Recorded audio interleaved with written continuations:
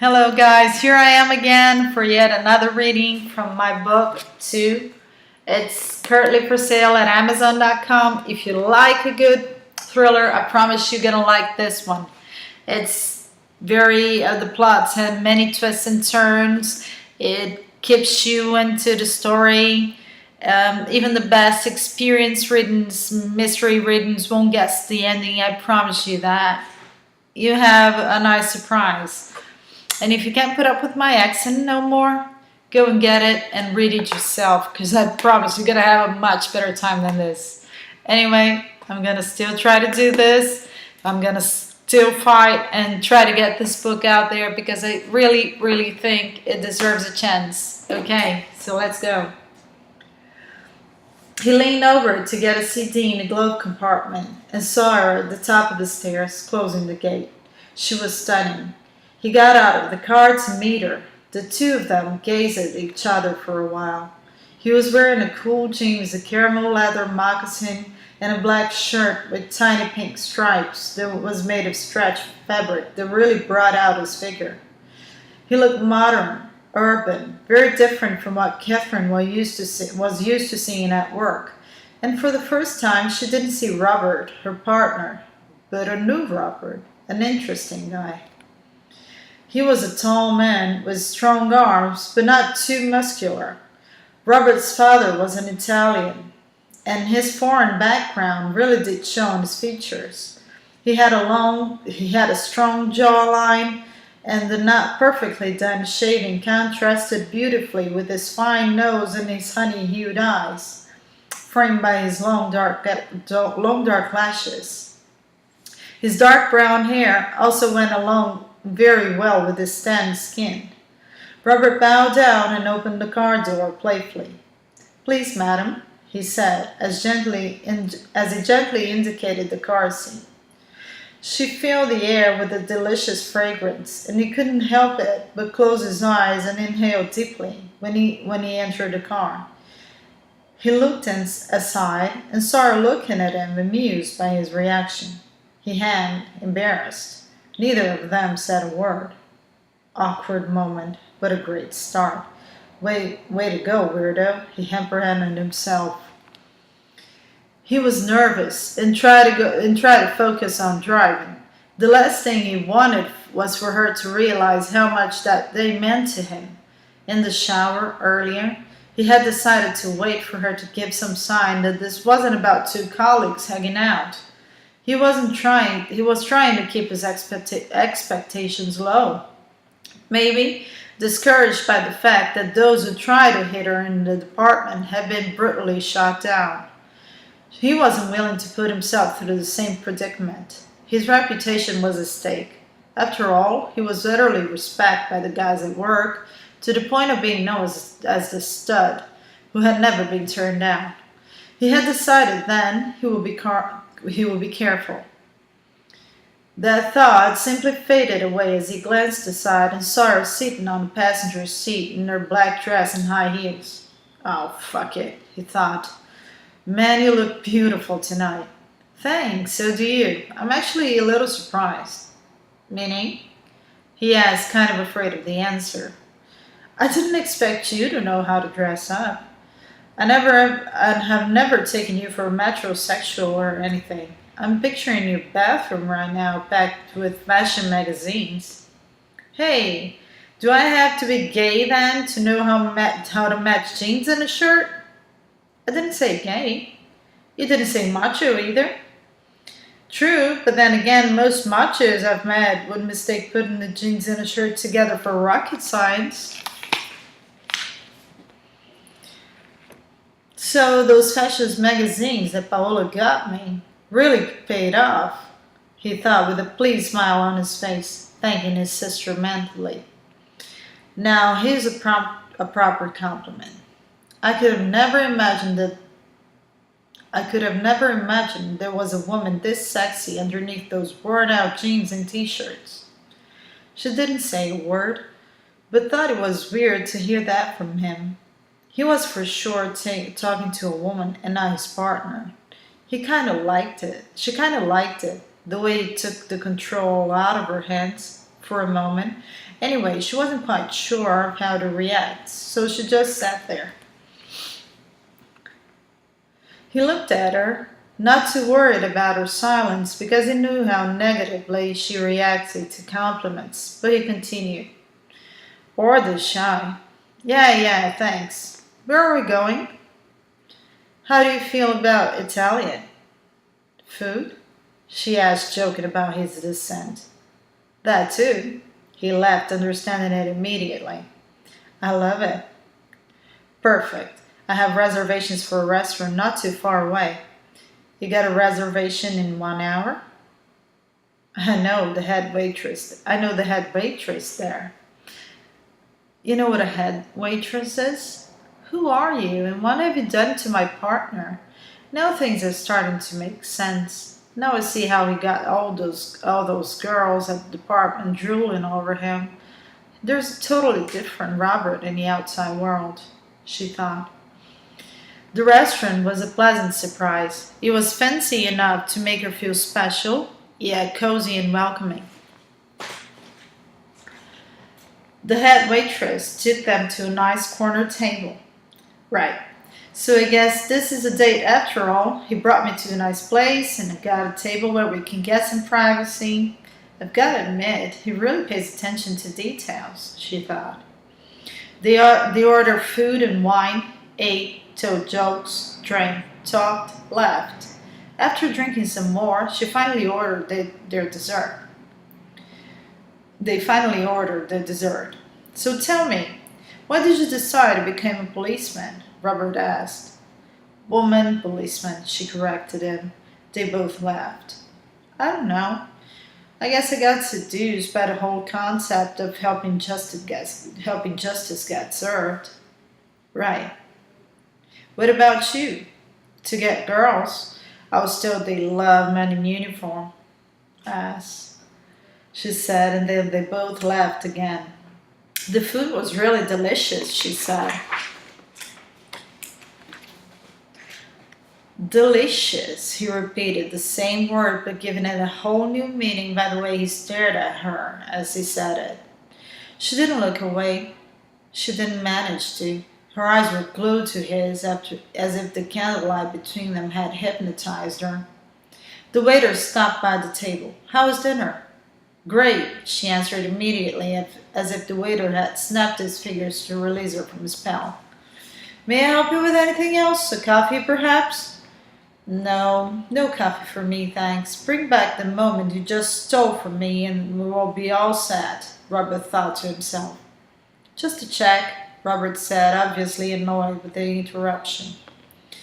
Catherine tried to ignore the obvious growing romance by offering to split the check and making it look like two friends hanging out again. He placed his hands on top of her, smiling as he said, Tonight you're my guest. Let me take care of you. She simply nodded yes, but felt somewhat weird. She was used to being the one in charge, the one who always took care of others and everything else, and those simple words made her feel protected, taken care of. It was something she had not experienced for a mighty long time. While he reached for his wallet in his back pocket, she observed his muscles flexing underneath his shirt. His body was firm. No, her body was warm from all the wine she had drunk, and her head was somewhat light. Shall we? He said as he rose and offered his hand to help her stand up. Where to? She asked, brought back to reality too suddenly once again. Wherever you want to go, my dear, he said, looking deep into her eyes with a seductive smile. Her blood rushed to her cheeks as she realized how silly her question sounded like, but she managed to hide it with perfection by turning around to get her purse on another chair. Her lack of reaction to his malicious answer, or so he thought, made him completely uncomfortable. He changed his tone to one more familiar to her.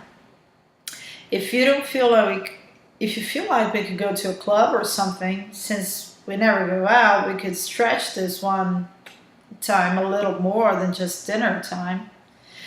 Yeah, sure. Sounds like fun, she replied, using a friendly tone as well. Whoa, I didn't take you for a quitter, young man. One down and you're ready to give up on me? I'm not worth it at all. I don't want to go to a damn club, can't you tell? She thought.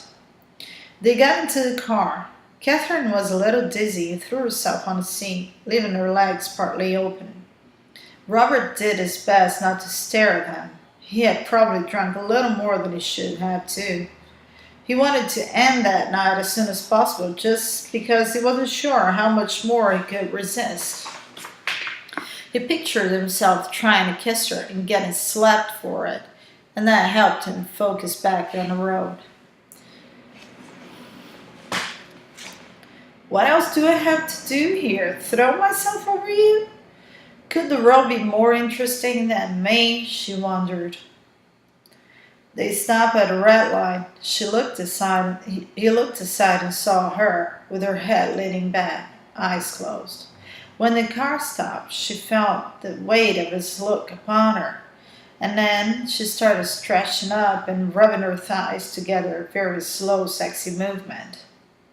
She hadn't been with anyone for so long, and with the alcohol knocking all her defenses down, it was no longer possible to hide the desire burning inside her. She longed for Robert's kiss. The man she had completely forgotten was her partner. Why won't you kiss me? What the hell are you waiting for? She kept thinking. Robert couldn't take it anymore. She was driving him nuts. He made a U-turn and stepped on the gas, heading for his apartment. Suddenly, the idea of a slap on the face wasn't so frightening anymore. Change of plans, he announced. Finally, she smiled. Before he had parked, his hands were already on Catherine's thighs. I'm no longer intimidated by you. You're gonna be mine tonight. Even if it's just for tonight, you do as I say, he thought, kissing her passionately. He jumped out of the car, heading for the door, and helping her out hurriedly and holding her against it to kiss her and explore her body. Then he came to the elevator, holding her close to himself by the waist. As they got in, he started kissing her again and untied the knot in her neck that held her dress together, leaving her half naked, and then stepped back a little to admire her. Instead of making her uncomfortable, the bold move turned her on even more. His moves were so energetic that she didn't dare to stop or reprehend him. The probability of a neighbor's bursting in and seeing her bare-chested was actually pretty high, but she felt completely helpless against him and would let him have his own way.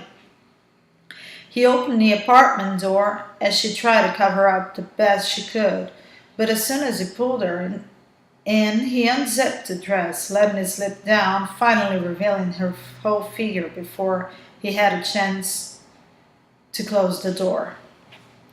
Robert stopped, mesmerized by her beauty. He closed the door slowly behind him and admired her for a while, her perfectly white skin, round, firm breasts, tiny waist, flat stomach, legs that went a long way down. She was the vision of perfection. He was blown away. It was amazing to think how much beauty some pieces of clothing could conceal. He walked towards her, firm steps, like a predator about to strike its prey, and started kissing her, gently at first, but as the sexual tension would build higher, he realized he had waited too long and couldn't wait another minute to have her. So he simply unzipped his pants, bent her over the couch, and possessed her right there. She could feel his strong arms pulling her lips against his as her head spun. She kept moaning in ecstasy as she heard him say how much he desired her from the very first time he had met her. He pulled her to himself, lifted her up, and then carried her to the bedroom. She laid her on the bed and undressed slowly. It was her turn to be blown away by his body. He laid on top of her and made love to her all night long. She finally fell asleep in his arms and he kept staring at her, watching her sleep. He noticed several scars along her body, most of which he knew he had nothing to do with an active childhood. He had never asked anything about her past, and she had never told him anything, but he knew her life hadn't been easy. He finally closed his eyes, giving in to tiredness, holding her tight. Catherine opened her eyes. It was daytime. She tried to get up, but her head seemed to weigh 1,000 pounds. She looked around. Where was she? She heard a shower noise and followed it. She saw Robert behind the shower glass. "Good morning, sleepyhead. Did you sleep well?" he asked, smiling. She didn't say a word, just stood there for a while, trying to recall what the hell had happened. All of a sudden, confusion just took off, leaving her in the company of Lady Consequence, who was not merciful at all. Oh no. Didn't we? Did we? She pretended to still have no memory of what happened the night before. What do you mean? Don't you remember anything that happened last night? Well, wine has its effect on me, but I don't remember wearing an old shirt for dinner last night. And no pennies. She preferred to keep that comment for herself. Wine, huh? Wish you had told me sooner. Whatever. I'll be out in a second and you can have the shower. He got out with a towel around his waist and passed by her, saying, "It's all yours," obviously irritated. Catherine got in the shower, and as she did, and as she slid her hands through her body, flashes of the night before came back to her. She could smell him all over her. She felt torn in between stepping back to their just partners role, blaming it on the wine and forgetting all about the night before, in order to give up the idea she had loved everything that happened. She knew it wouldn't have happened if she had not drunk, but she also had to admit she was thinking to herself about how fantastic he looked just now. Indeed, it wasn't really all the wine effect. Memories kept flashing and producing chills that ran down her spine. Oh, it was awesome. She shook her head, trying to get back in touch with reality.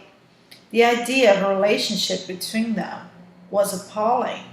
First, there was the whole issue of being partners at work, of being in the middle of an investigation, and on top of it all, there was Crystal, who would never understand it or accept it. Catherine didn't want to force her into anything, and she knew Crystal did not like him. How could they ever go out, get serious, if he wouldn't be able to go to her house, meet her family? Her foster parents had been killed in a car accident 4 years before, and now Crystal was her only family. She got out of the shower and saw her dress and pennies on the bed. She got dressed and headed for the door. Robert was already waiting by it, holding the car keys. Without saying a word, he opened the door, waited for her to get out, and locked the door behind him. He headed for her apartment and kept quiet all the time. I can't believe she doesn't remember anything. She's lying. She has to be. Anyone would remember a night like that. I know, it wasn't just me, he thought. Well, you know what? I don't give a damn. If she wants to play amnesiac, so be it. If she wants nothing to do with me, I want nothing to do with her. Her loss. He was obviously hurt, because for the first time he was the one being treated stone cold the next day. His mouth was bitter from his own medicine. He stopped the car outside her building, and as soon as she had gotten out, he stepped on the gas, making his tires screech as loudly as himself would like to cry. He's mad, all right. I guess if I were in his shoes, I would be as mad as he, or even more. There's not too much I can do about it. Sorry, Robert. I really enjoyed it last night, but I can't keep on with it. I just can't. She apologized to him mentally. She got home, worried that she would find Crystal sitting on the couch waiting for her, but she wasn't. She thanked heavens for it. She couldn't stand having not anyone else mad at her right now. She jumped into her jeans and grabbed a gray t-shirt as quickly as she could and left for work without even eating breakfast. The traffic was jammed. She was late and apprehensive, for she knew she was going to run into Robert at work and wouldn't know what to say. What am I going to do? She felt kind of pathetic for the scene, but she was balanced this morning. In spite, in spite of being unable to tell him how she really felt about the night before, she believed he wouldn't understand her concerns about her job or her sister. She felt like a teenager who was insecure and unsure about what to do. Her decision wasn't just about her, so she decided to leave it all behind her and deal with it as unemotionally as she usually treated all the matters in her life. You're both adults. You're not his mother, and you don't owe him any explanation of it or eternal love. You had too much to drink and slept with a coworker. No big deal. All we have to do is just carry on with our lives as if nothing happened. People do this all the time. Robert had done it over 1,000 times. How hard can it be? She asked, and then took a deep breath. As she got into the station, she felt everyone's eyes on her. Well, I'm never late. It's only natural, she said to herself, trying not to give in to the paranoia. She nodded her head at the people who stared at her as she walked by and headed straight to her office. She sat at her desk and buried her thoughts in the piles of work. She lost herself in the middle of pictures, profiles, testimonies, and as soon as she had finished reading the autopsy report once again, she lifted her eyes up and saw Robert sitting on a chair across from her desk.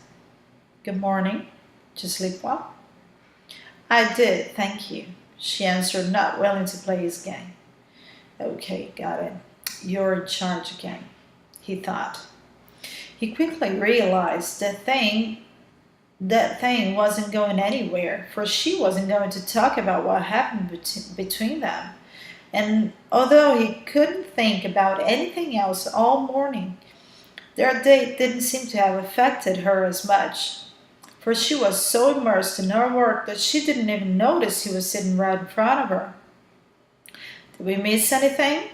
He asked, pointing at the paper she was still holding. Well, we must have, otherwise the assassin will be sitting in front of me instead of you. Right. I've been thinking about something. Yes? Both times the victims were boys. Do you think it might be a coincidence, or does it mean that only boys are attacked? I don't believe in coincidences. Do you? No, not really. But then again, I consider it kind of soon to determine that. She couldn't help but sigh with relief as she watched those minds slowly focusing back to work instead of them. The former was much more familiar than the latter, and without a doubt much more comfortable, in spite of being as gory as it was. They worked at the case throughout the week without ever mentioning that night again. Tension at work was building up as they kept getting nearer the day the killer was supposed to attack again. It was Friday, and Catherine was going back home after a long day at work and passed by a Chinese restaurant for some takeout food. She couldn't stop thinking about Robert, his scent, the way he made love to her. She could almost feel the taste of his kisses.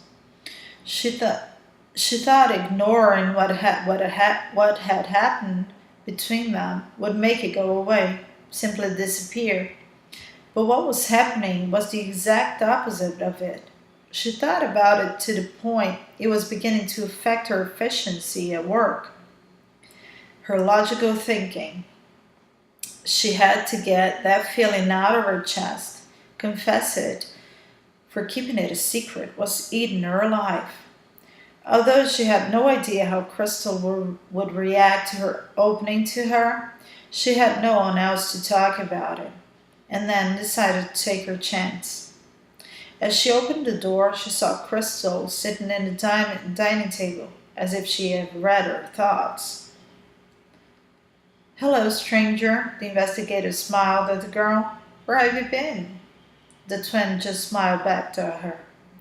"Oh, sis, there's so much going on in my life. How about some Chinese and a nice chat?" She nodded yes as she got up to help her with the food boxes. Catherine started telling her twin about her love adventure. The chopsticks kept moving nervously in and out of the box. She wasn't able to eat, for she was so excited that the best she could do was play with her food. Crystal didn't show any emotion. She kept eating as her sister talked on, as unaffected as someone watching the same movie for a third time. At last, Catherine said, "I think I could fall for this guy." That last sentence got her to react. She jumped at her notepad and started scribbling energetically, her hand moving so fast over the pad that Catherine thought the friction might start a fire. It turned out Catherine wasn't too far from the truth after all, since the flames were already raging not only on the paper, but in Crystal's eyes. "Fall for him? Are you insane?" That's what read in the pad. "Insane? I wouldn't say so. Why's that?" "You don't know him, Crystal. It looks like for the first time in my life I've found someone who really cares for me. He admires and respects me. And you should know he has never once treated me badly or said anything offensive, even when I pretended not to remember one bit of the night we had sex. Even when I treated him coldly after our date and acted as if nothing had ever happened between us. He looked like a perfect a gentleman, and what really impressed me was that even though he couldn't fully understand what I was doing, he accepted my behavior. He accepts the whole of me, all my flaws and weirdness." Crystal's black eyes were like two puddles of oil on fire. This is what she writes in her pad again. "I know him just as well as you do. And the worst part is that he doesn't know you. You'll end up bruised and battered on the floor. And when that happens, don't come running to me to help picking up your pieces, because I promise you I won't. He'll be your ruin.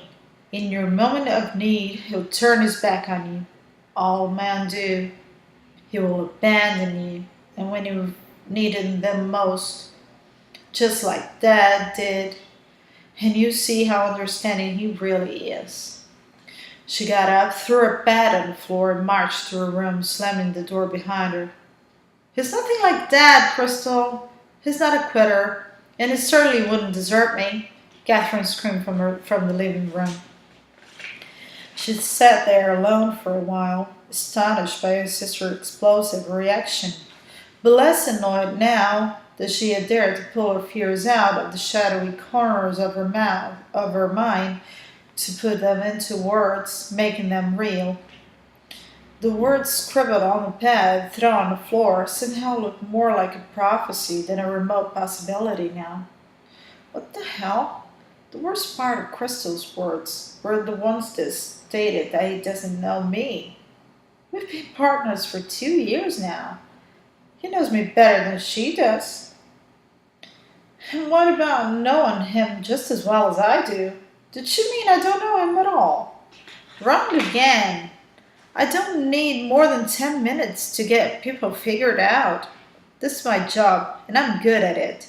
I know Robert better than his mother does. I know Crystal thinks Daddy abandoned us when we needed him the most, and believes every man will be just like him. But I'm sure he's nothing like Dad. Well, maybe she has been through some shit recently herself and is still bruised. It's hard to tell. Well, guys, this is half an hour, and we're wrapping it up. I'm gonna keep trying this. If you're liking it, please do a like on my video, because that will help me a lot. And please go to Amazon.com to buy my book. I promise you'll like it much more when you read it yourself. Please go there. Okay? See you next time. Bye bye.